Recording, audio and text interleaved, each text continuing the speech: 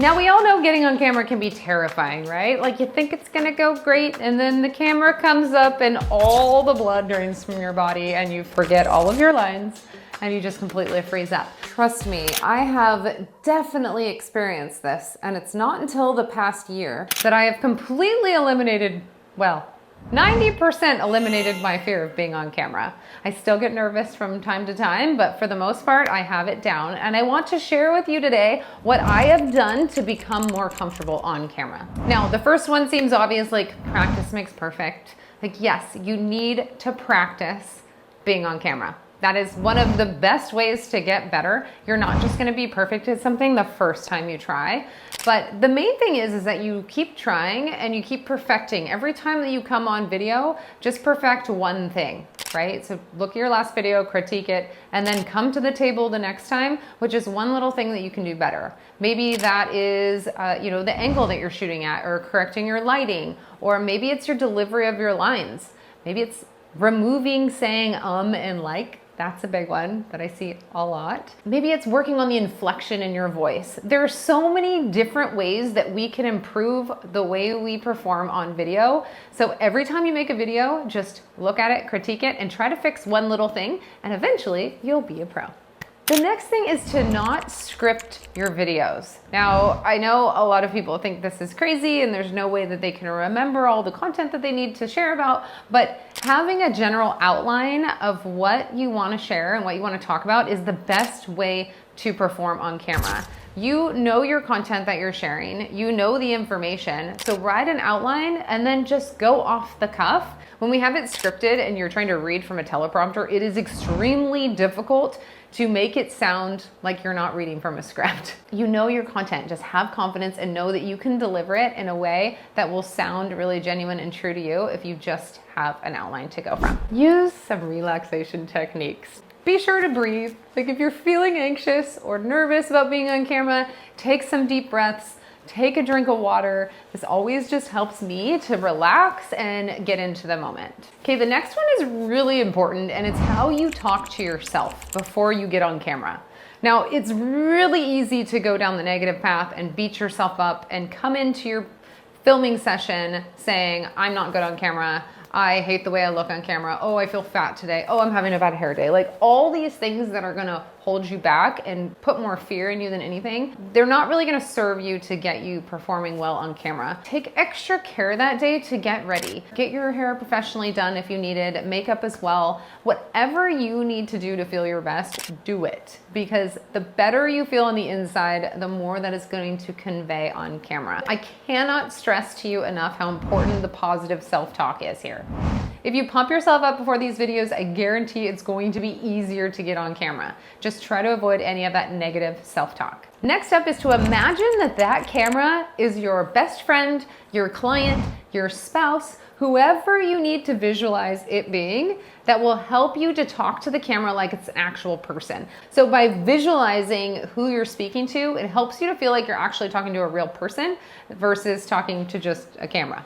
Now imagine you're making a market update as a realtor, right? And you're gonna rattle off some stats and whatnot, but let's pretend like you're on a phone call with a client. Make it more conversational and pretend like you're actually talking to a client, and that is gonna help it come across so much more natural and fluid and be more interesting to listen to versus just robotically reading from a list of stats. Okay, this next one is really important and something that takes a little bit of practice to get right. It's adding inflection in your voice. If you can't hear, I'm overdoing it a little bit, but it's the up and down tones of your voice that help to emphasize certain words and de-emphasize other words. A big mistake that I see a lot of people make, this is kind of an added tip, is that they end each sentence on an up inflection, which implies that there's a question being asked. For example, you could say, stay tuned for my next video. Like it leaves it open-ended, right? Now, if we say it with a lower tone at the end, stay tuned for my next video.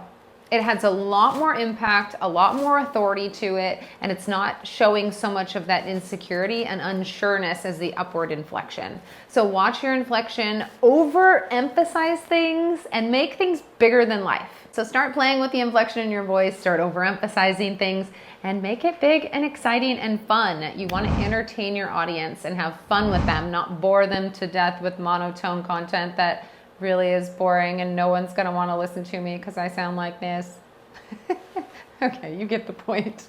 Next, you want to be comfortable with what you're wearing so that you can be comfortable on camera. If you're wearing an outfit that's really uncomfortable, you're not gonna feel comfortable on camera. So make sure you're wearing something that's not too, like, you don't have to fidget with it all the time, or it's not uncomfortable, so you're not like worried about that. Your clothes should be the last thing you're worried about, and you should feel amazing in what you're wearing when you're on camera. Again, if you feel good on the inside, you're gonna feel good on the outside.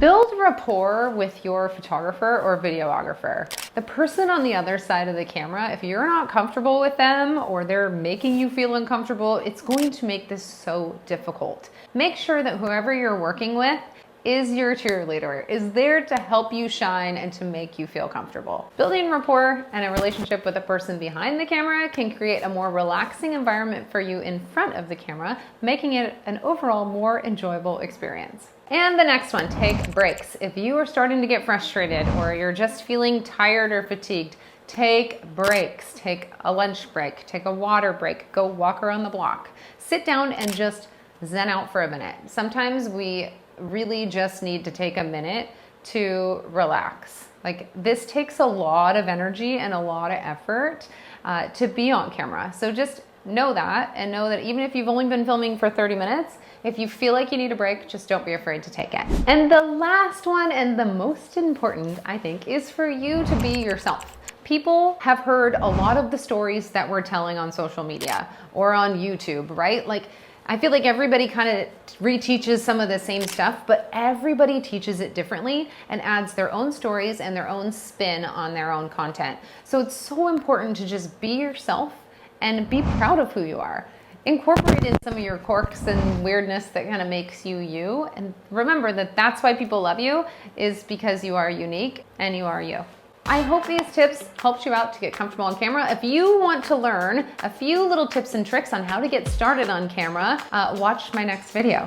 Go ahead and like to help me grow my YouTube channel. And if you'd like to see more videos like this, please subscribe. We'll see you in the next one.